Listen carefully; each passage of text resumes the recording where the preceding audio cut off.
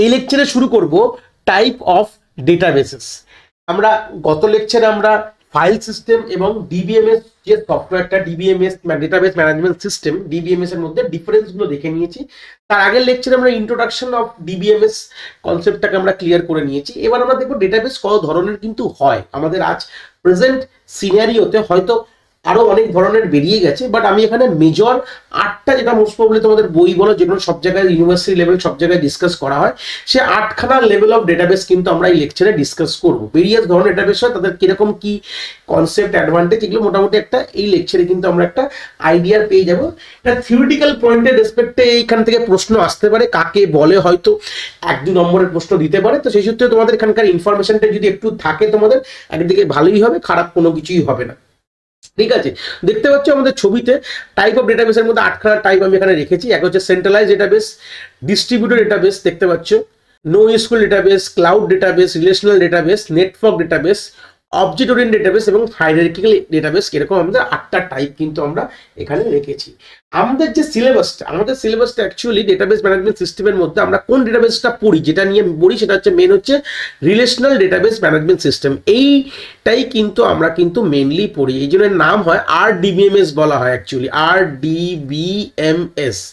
আমাদের সিলেবাসে যে কোনো ইউনিভার্সিটির রেসপেক্টে যদি কথা বলো, আমাদের কিন্তু এই জিনিসটাই কিন্তু আমাদের পড়ানো হয়, RDBMS relational database management system. ঠিক আছে, তো সেই সূত্রে আমরা সবগুলো ডেটাবেসকে দেখবো এবং আমরা ফার্দার এরপর থেকেই কিন্তু আমরা আমাদের যেটা মেন গোলে কিন্তু আমরা এগিয়ে যাব, যেখানে আমরা RDBMS এর ব্যাপারেই কিন্তু আমরা একের পর এক ডিটেলস কিন্তু আমরা দেখবো। ফার্স্ট যে ডেটাবেসটা দেখতে পাচ্ছ, যেটা কিনা আমরা সেন্ট্রালাইজ ডেটাবেসের কথা আমরা ভাবতে চাইছি।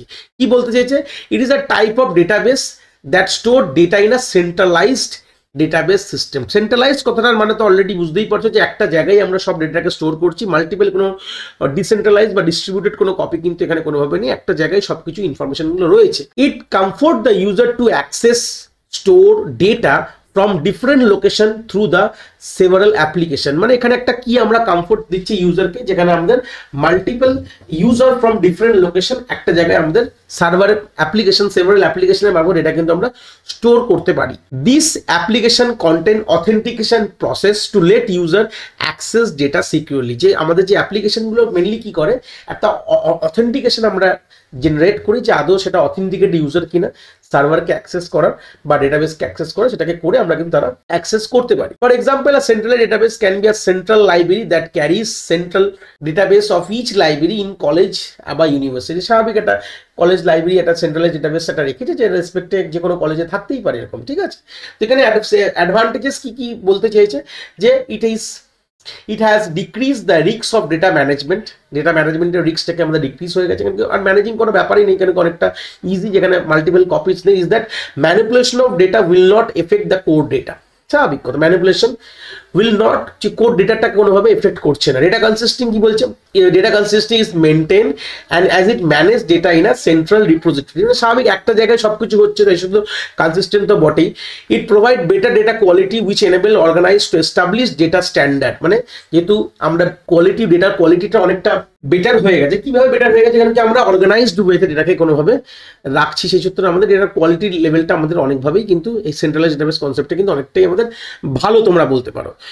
ইট less costly because fewer vendors are required to handle the data sets. Obviously যে এখানে যারা ব্যবহার করছে, ব্যবহারিতা যারা মেনটেন করছে, তাদের কিন্তু খুব কম লোক, মানে একটা জায়গায় সব কিছু আছে না, স্বাভাবিক কথা, মাল্টিপল জায়গায় কিছু নেই, তাহলে স্বাভাবিক আমাদের অ্যাক্সেস করাটাও খুব একটা ডিফিকাল্ট না বলতে পারো। ডিসঅ্যাডভান্টেজ কি বলছে, the size of the central database is large which increase the response time of the fetching data। যেহেতু স্বাভাবিক ডেটাটা একটা জায়গায় রয়েছে, ডেটাগুলো সব এক জায়গায়, তো স্বাভাবিক কথা তো আমাদের ডেটাবেসটা দিনের পর দিন বাড়তে চলছে, তাহলে ফেচিং টাইম মানে সার্চিং টাইম অনেকটা বেশি হয়ে যাবে, জেনারেল কথা বুঝতেই পারছো। ইট is not easy to update such a extensive database system. Update করাটা খুব ডিফিকাল্ট হয়ে যাবে, যেহেতু অনেকটা বড়, সার্চ করতে গেলে সময় লাগলে, আপডেট করতে গেলেও তোমাদের সময় কিন্তু অনেকটা বেশিই লাগবে। In any failure ochre the entire data will loss, it would be a huge loss। স্বাভাবিক একটা জায়গায় সবকিছু রেখেছো, যদি একবার যদি কোনোভাবে ফেলিওর হয়ে যায়, তাহলে সব ডেটাটাকে একবারে চলে যাবে, তাহলে এটা একটা হিউজ লস। তাহলে সেই কনসেপ্টটা একটা ডিসঅ্যাডভান্টেজ বলতে পারো। তো এই জন্যই পরবর্তীকালে যে নেক্সট কনসেপ্টটা আসলো, যেটা বলতে পারি ইন্টাররিলেটেড, সেন্ট্রালাইজের পরই আমরা ডিস্ট্রিবিউটেড কেন পড়ি, কারণ এটারই একটা প্রবলেমটাকে সলভ করার জন্য আমাদের ডিস্ট্রিবিউটেড ডেটাবেস আসলো। সেইভাবেও কোনো দেখো এই যে এতগুলো টাইপ অফ ডেটাবেস, এটা কিন্তু ডিপেন্ড করছে যে কারা কি ব্যবহার করে। এতগুলো টাইপ কিন্তু মার্কেটে অ্যাভেলেবেল আছে, এরকম ধরনের ডেটাবেস কিন্তু আছে। এবার কে কোন সিস্টেম তৈরি করার জন্য কোন ডেটাবেস ইউজ করছে, পুরোটাই কিন্তু তাদের ব্যাপার। এটা কিন্তু পুরোটাই যে তৈরি করবে, যে অর্গানাইজেশন, পুরোটাই কিন্তু তাদের ব্যাপারে কিন্তু রেসপেক্টে রয়েছে। তো ডিস্ট্রিবিউটেড ডেটাবেস কি বলছে দেখতে পাচ্ছ, আনলাইক দ্য সেন্ট্রালাইজড ডেটাবেস, পুরো নামটা দেখলে বুঝতে পারবে। In distributed database the data is distributed among different database system of an organization, মানে এক জায়গায় নেই, ডিস্ট্রিবিউট করে রাখা আছে। This distributed database system is connected via communication link, internet through the communication থাকে such as link, such link help the end user to access data easily, কোনোভাবে linking করে দেওয়া যায় মাল্টিপল মেশিনের মধ্যে, এরকম মাল্টিপল মেশিন বলতে পারো, তার মধ্যে কিন্তু ডেটাবেসগুলোকে স্টোর করে রাখা রয়েছে। Example, the database of an Apache, Cassandra, H B, Ignite, এগুলো ওয়ান কাইন্ড অফ মাল্টিপল ডেটাবেসের এক্সাম্পল, যেখানে তারা ছবি তোলা দেখতে পাচ্ছ এরকম ভাবে দেখলে বুঝতে পারে। মাল্টিপল ডেটাবেস মেনলি দুভাবে ডিস্ট্রিবিউট, মানে দুভাবে ক্যাটাগরাইজ করে, একটা হচ্ছে হোমোজেনিয়াস ডিস্ট্রিবিউট ডেটাবেস, একটা হচ্ছে হেট্রোজিনিয়াস। হোমোজেনিয়াস কি বলে, those database system which execute on the same operating system, মানে ডেটাবেস যে সিস্টেমটা আমি তৈরি করেছি এক্সিকিউট করছে সেম অপারেটিং সিস্টেমের ওপর, and use the same application process and carry the same hardware device.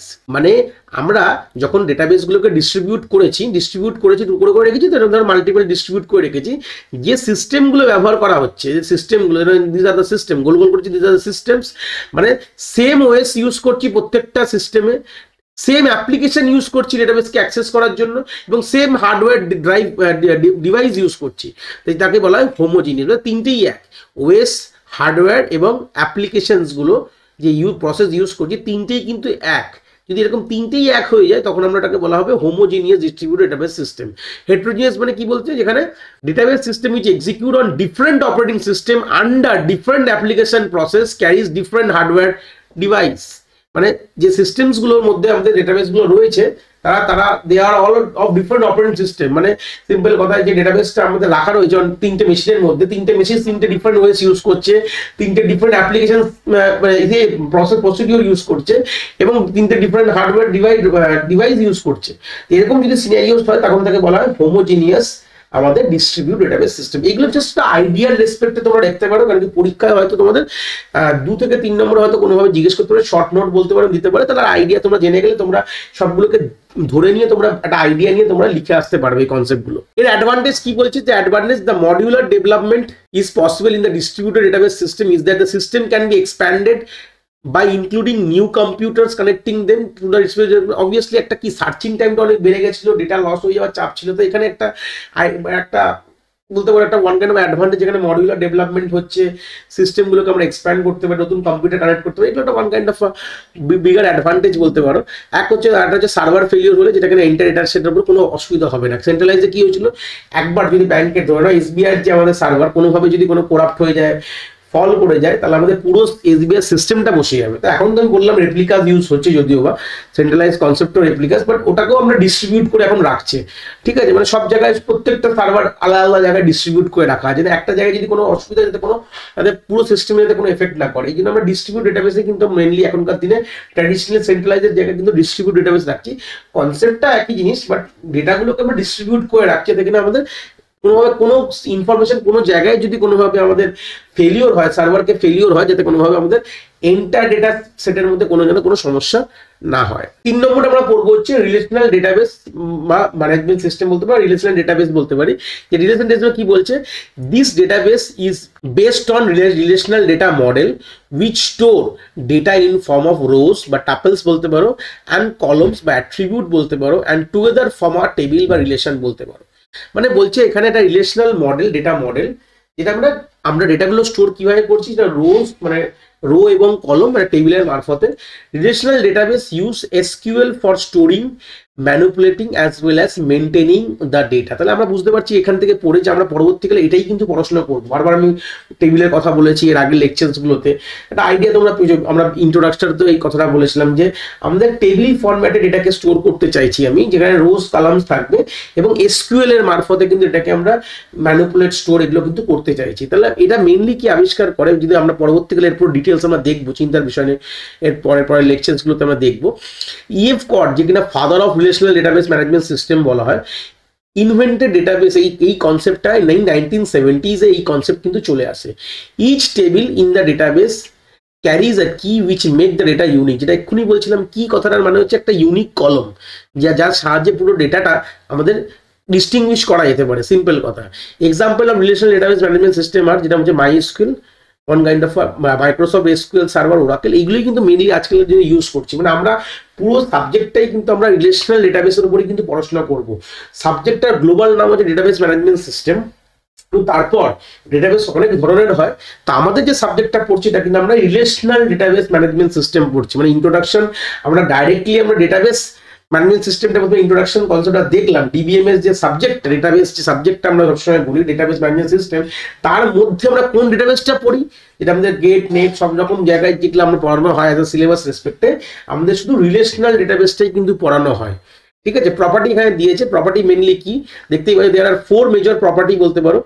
Mainly property যেটা কিনা অ্যাসিড প্রপার্টি বলতো, যেটা আমি বলেছিলাম এ ফর, আমরা ইন্ট্রোডাক্টরি কনসেপ্টে এটা পড়েছিলাম এ ফর অ্যাটমিসিটি, যেটা কি বলছে ensure the data operation will complete either with success or with failure. It fall the all or nothing strategy. মানে এরকম কোনো কথা না যে গল্পটা যেরকম ধরো না এটিএম থেকে টাকা তুলতে গেছে, এটা আইডিয়া আমি এখান থেকে আমি শেয়ার করছি। এটিএম থেকে টাকা তুলতে গেছো, যদি ধরে নাও তোমার এটিএম থেকে টাকা তুলতে গেলে কিছু প্রসিডিওর আছে, যখন তোমরা কার্ড ঢোকালে, তোমরা টাকার অ্যামাউন্ট লিখলে, পিন মারলে, টাকা বেরালো, দিয়ে তোমাদের পুরো কাজ কমপ্লিট হলো। মানে এই যে স্টেপসগুলো বললাম, যে কার্ড ঢোকালে আমরা পিন মারলাম, টাকা দিলাম, ওকে মারলাম, তারপর টাকা পেলাম, তারপরে কার্ড বার করলাম, এই এতগুলো স্টেপে আমাদের একটা পুরো প্রসেস কমপ্লিট হলো। তো যদি ধরে নাও কোনো 2-3টে স্টেপস সাকসেসফুলি এক্সিকিউট করার পর যদি মাঝখানে কোনো ফেলিওর হয়ে যায়, তাহলে কিন্তু সেই জিনিসটাকে অ্যাকসেপ্ট করা উচিত না। এটাকেই বলছে হচ্ছে অ্যাটমিসিটির কনসেপ্ট, যে হয় তুমি পুরোটা হবে, নালে তোমার একদম হবে না। মানে যতগুলো স্টেপ সবগুলো এক্সিকিউট হলে আমরা সাকসেস বলবো, আর না হলে যদি দুটো লাইনও এক্সিকিউট করে যায়, তাহলেও কিন্তু ওটা ফেলিওর কিন্তুই আমরা বলবো। মানে হয় তুমি করো, নাহলে তুমি একদম ক্যান্সেল করে দাও, এটাই বলতে চেয়েছে। আর transaction will either be commit or will abort, মানে একদম পুরো হবে, নালে কিন্তু কোনোভাবে বন্ধ হয়ে যাবে। এটা বেসিক গল্প। আর সি মানে কনসিস্টেন্টলি কি বলছে, if you perform any operation over the data, it value before and after the operation should be preserve. ধরে নাও আমি কোনোভাবে 2000 টাকা আমার অ্যাকাউন্টে ছিল, সেটা আমি ধরে নাও আমি হচ্ছে আমি বি কে পাঠাচ্ছি, 500 টাকা পাঠাতে চাইছি, তাহলে আমার 2000 টাকা অ্যাকাউন্টে ছিল, 500 টাকা পাঠানো হলে আমাদের কত টাকা ব্যালেন্স হবে আমার অ্যাকাউন্টে? 1500 টাকা আমাদের ব্যালেন্স হবে। ধরে নাও আমাদের বি এর অ্যাকাউন্টে 1000 টাকা ছিল, তাহলে আমি 500 টাকা পাঠালে তাহলে ওর কত টাকা ব্যালেন্স হবে প্লাস 500 করে আমাদের কিন্তু আমাদের 1500 টাকা ব্যালেন্স হবে। দেখো আমি গল্পটা কিভাবে বোঝাবো, যে আমার ইনিশিয়ালি আগে কত ছিল, আমার 2000, এর আগে কত ছিল, মানে বিফোর আমি টাকা পাঠানোর আগে এ আর বি এর ব্যালেন্স কত ছিল, যদি যোগ করো 3000 টাকা ছিল। ভালো কথা। এবার যখন যখন 500 টাকা পাঠালো, তখন তার এর ব্যালেন্স কত হয়েছে, 1500 টাকা। তাহলে 1500 আর বি এখন পে কত হয়েছে, এখন যোগ হয়ে মানে এটা 1500 হয়ে গেছে। তো 1500 প্লাস 1500 যোগ করে দেখো 3000ই হচ্ছে। দেখো যে কোনো কাজ করার আগে যে স্টেটটা ছিল, কাজ করার পরে যে স্টেটটা কিন্তু সেম থাকতে হবে, তাহলে সেটা কিন্তু বলবো কনসিস্টেন্ট বলা হবে।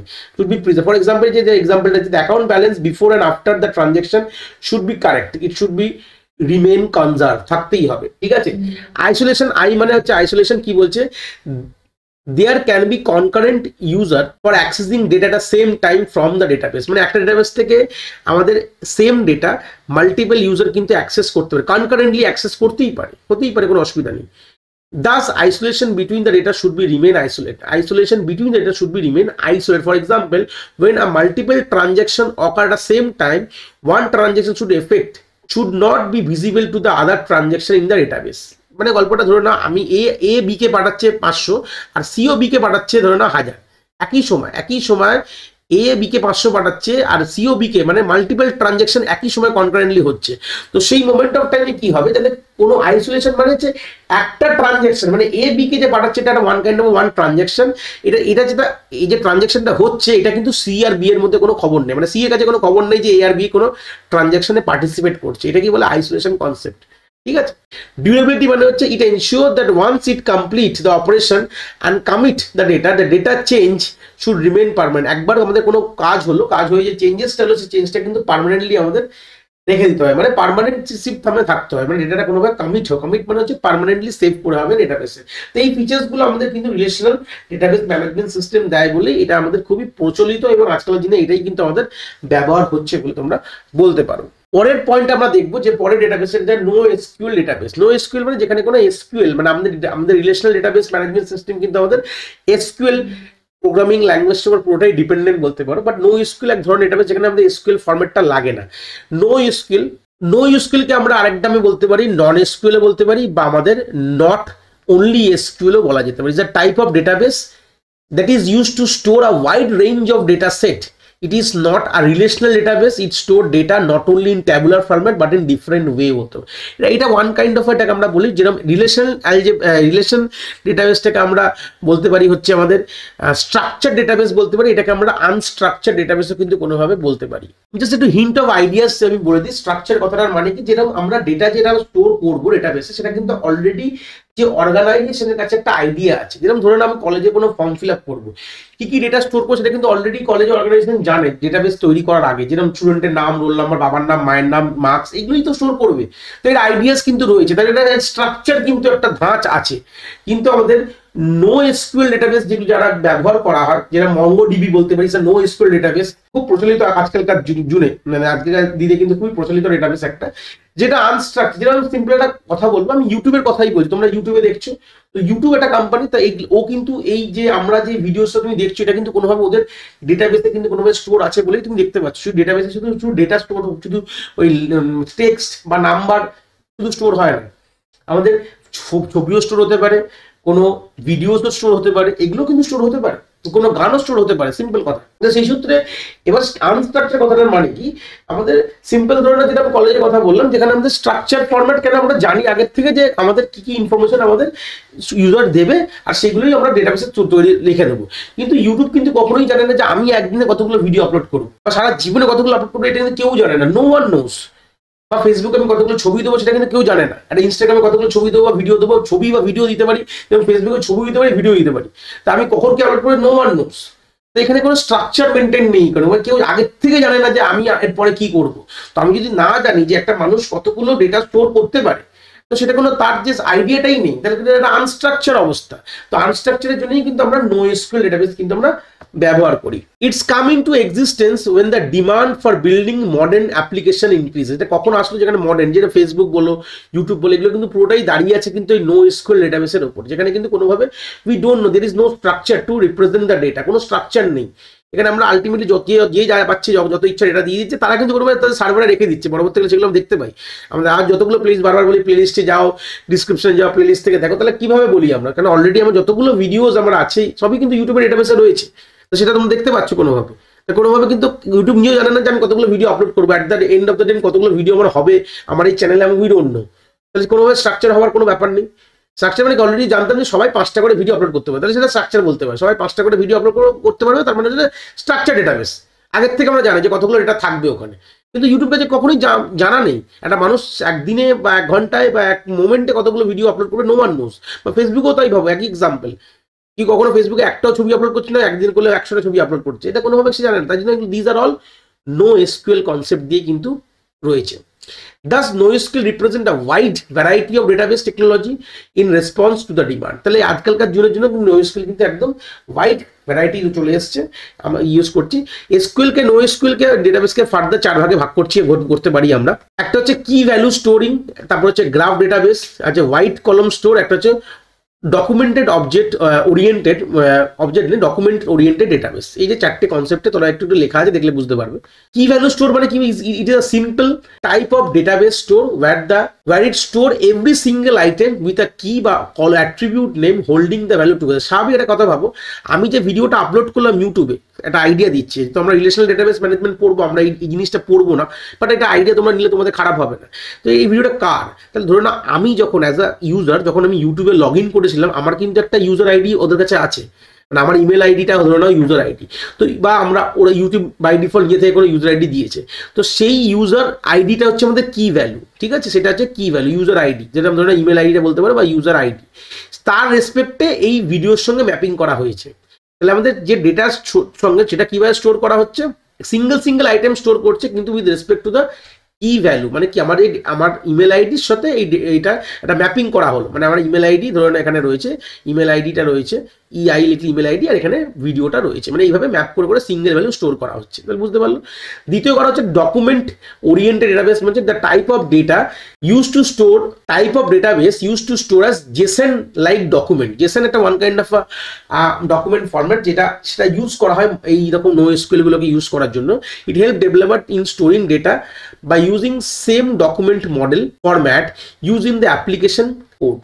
সিম্পল কথায় আমাদের ডেটা আমরা জেসন লাইক ডকুমেন্ট ফরম্যাটে কিন্তু আমরা এরকম এই জিনিসগুলো করতে পারি। এগুলো অনেক ইন্টারনাল ডেপথ চলে যাচ্ছে, আমাদের যেহেতু জাস্ট একটা আইডিয়া দরকার, জাস্ট আইডিয়াটা আমরা নিয়ে নিলাম কি করে ডেটা স্টোর হয়, প্রত্যেকটা তার কি এর ভ্যালুর সাথে ডেটা কিন্তু সিঙ্গেল আইটেম হিসেবে স্টোর হয়। গ্রাফ ডেটাবেস কথাটা মানে কি, it is use to store vast information of data like graph like structure. আমরা অলরেডি ডেটা স্ট্রাকচারে গ্রাফের কনসেপ্ট জানি। তো graph like structure by default এটা ব্যাকগ্রাউন্ডে ইউজ করে এটাকে স্টোর করে। Most commonly social networking website use this graph database, মাথায় রাখবে গ্রাফ ডেটাবেস কনসেপ্টটা NoSQL ইউজ করি। এটা মেইনলি কারা ব্যবহার করে বললাম, যেটা ইউটিউব ধরো, social networking site, Facebook, Instagram, আমাদের টেলিগ্রাম ধরে নাও, আর যাবতীয় যা যা আছে সেগুলো আমরা কিন্তু এই গ্রাফ ডেটাবেস স্ট্রাকচার ইউজ করে করে কিন্তু, গ্রাফ মানে কি, মানে সিম্পল কথা, যেরকম আমি প্রথমে একটা ভিডিও আপলোড করলাম, আমার হিসাবে রইলাম, তারপরে যখন ভিডিও হবে আবার এখান থেকে একটা লিঙ্ক তৈরি হবে, একটা ভিডিওতে আমার লিঙ্ক, এটা গ্রাফ। এই ভিডিওগুলো ডেটাগুলো নোট, আর তার রেসপেক্টে আমাদের মানে ইউজার আইডি রয়েছে, আর আমাদের সেই সূত্রে আমাদের ডেটা রয়েছে। এইভাবে কিন্তু আমাদের এই স্ট্রাকচারের ফরম্যাটে কিন্তু এইভাবে কিন্তু আমাদের তৈরি করা এইভাবে রয়েছে, গ্রাফ স্ট্রাকচারে কিন্তু রয়ে গেছে। ঠিক আছে। হোয়াইট কলম স্টোর কি বলছি, it is similar to the data representation in the relational database.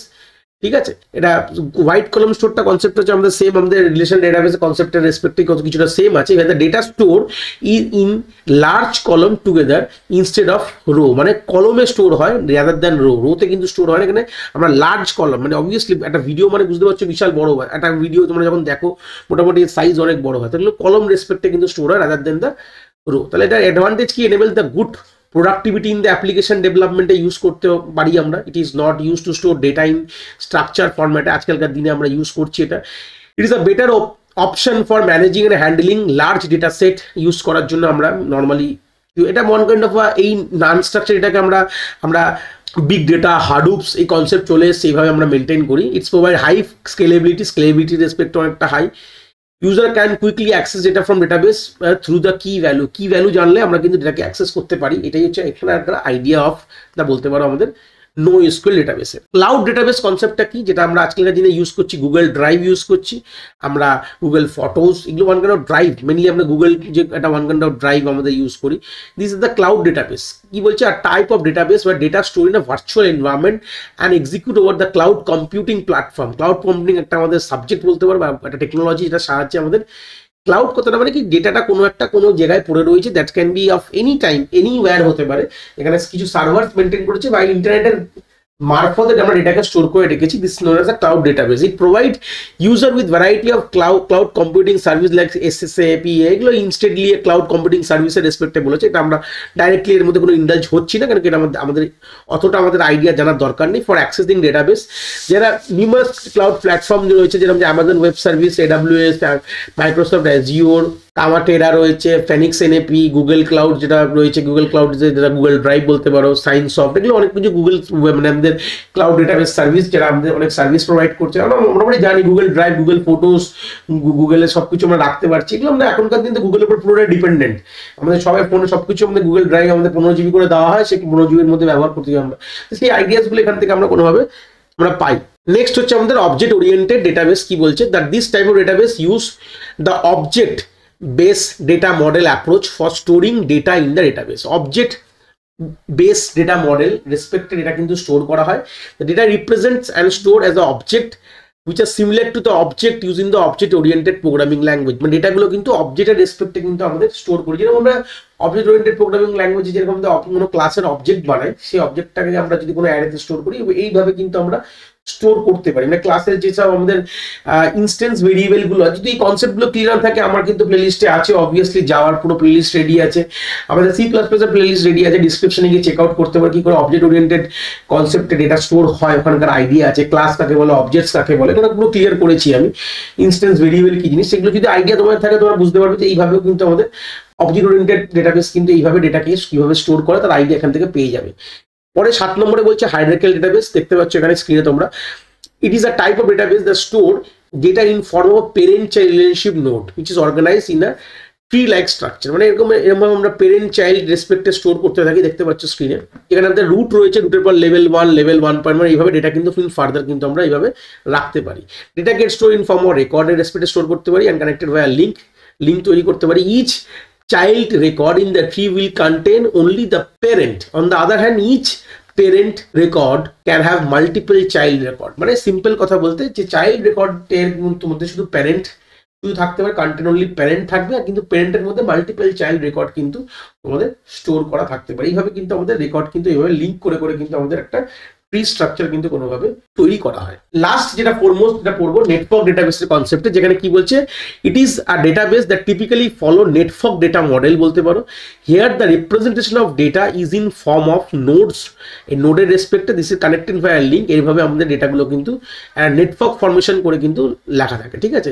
Unlike the hierarchical database, হায়ারার্কির উপরে দেখালাম, it allow each record have multiple child and parent node to form a generalize graph structure. মানে এখানে যেরকম একটা parent থেকেই আমাদের child বেরাচ্ছে, ঠিক আছে, এখানে তা না, এখানে তোমার একটা চাইল্ডের মাল্টিপল প্যারেন্টও হতে পারে। তাই তো গ্রাফ, মানে মাল্টিপল, ধরো এটা যদি চাইল্ড ধরো, এখানে তোমার মাল্টিপল তার প্যারেন্ট হতে পারে, মাল্টিপল প্যারেন্ট চাইল্ড হতে পারে। যেটা গ্রাফ স্ট্রাকচার মেনটেন করে কিন্তু নেটওয়ার্ক ডেটাবেস কিন্তু এইভাবে আমরা ডিজাইন করতে পারি। দেখো আমরা অনেক রকমের আইডিয়া নিলাম কত ধরনের ডেটাবেস হতে পারে, টাইপসটা আমরা জানলাম, কিন্তু মেনলি আমরা ডিল করব আজকালকার দিনে মেনলি ডিল হয় হচ্ছে আমাদের বললাম যে NoSQL ডেটাবেস, যেটা আমি দেখালাম। আর আমাদের যে সাবজেক্ট বা আমার এই প্লেলিস্টের রেসপেক্টে আমরা কিন্তু মেনলি এর পরের লেকচার থেকে কিন্তু পুরোপুরি ফুললি ডিল করবো হচ্ছে আমাদের রিলেশনাল ডেটাবেস ম্যানেজমেন্ট সিস্টেমের ওপর, যেটা আমরা বেসিক আমাদের সাবজেক্টের নামই বলে দিলাম, যেটাকে রিলেশনাল ডেটাবেসটাকে কিন্তু আমরা খুব নখদর্পণে ডিটেলসে কিন্তু এর পরের লেকচার অনওয়ার্ডস কিন্তু আমরা দেখতে থাকবো। তো এই ছিল concept of types of database. আশা করি তোমরা কনসেপ্টটা খুব ভালো করে বুঝতে পেরেছো। যদি ভিডিওটা ভালো লেগে থাকে অবভিয়াসলি একটি লাইক করো, আর বন্ধু বান্ধবের সাথে শেয়ারও করো যাদের সত্যিই দরকার এরকম ভিডিওর। আর হ্যাঁ, অবভিয়াসলি চ্যানেলে নতুন হলে চ্যানেলটাকে সাবস্ক্রাইব করে দিও এবং বেল আইকনটিকেও প্রেস করে দিও, তাহলে এরকম নতুন ভিডিওর নোটিফিকেশন তোমরা সবার আগে পেয়ে যাবে। তোমাদের এক একটি লাইকে আমি অনেকটি মোটিভেশন পাই, আমি ফিউচারে এরকম ভিডিও আরো তোমাদের যেগুলো দরকার আমি অবভিয়াসলি নিয়ে আসার প্রচেষ্টা রাখি। তোমাদের যদি কোথাও কোনো ডাউটস হয় তাহলে ভিডিওর কমেন্ট সেকশনে অবভিয়াসলি আমাদের জানাতে পারো, আমি সেইগুলোর সমাধান অবভিয়াসলি করার চেষ্টা করব। তোমাদের যদি মনে হয় স্পেশাল কোনো টপিক আছে যেটা নিয়ে ভিডিও বানালে তোমাদের সুবিধা হবে, সেটাও তোমরা আমায় জানাতে পারো এই ভিডিওর কমেন্ট সেকশনে লিখে। অবভিয়াসলি চেষ্টা করব ফিউচারে সেই টপিকগুলোকে নিয়ে ভিডিও বানানোর কথা। সবাই ভালো থেকো, আর হ্যাঁ, আবার দেখা হচ্ছে নতুন একটি ভিডিওর সাথে।